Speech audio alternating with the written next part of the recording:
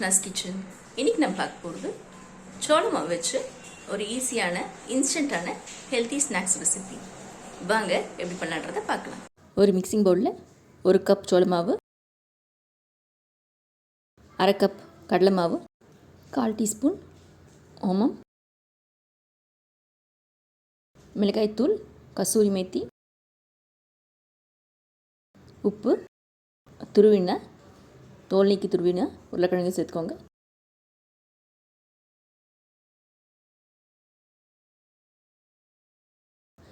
ஒரு டீஸ்பூன் எண்ணெய் விட்டு நல்லா கலந்துக்கோங்க. தண்ணி விடணுன்ற அவசியம் இல்லை, உருளைக்கிழங்குல இருக்க தண்ணியே போதுமானது.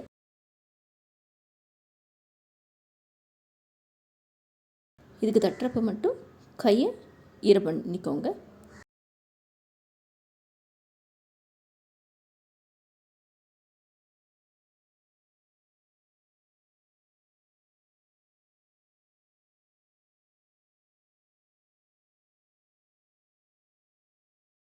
இப்போ இதை எண்ணெய் காஞ்சப்புறம் பொரிச்சு எடுத்துக்கலாம். ஃபஸ்ட்டு 1-2 போட்டு பொரிச்சு எடுத்துக்கலாம். நல்லா கோல்டன் ப்ரௌன் ஆன அப்புறம் எடுத்துக்கோங்க.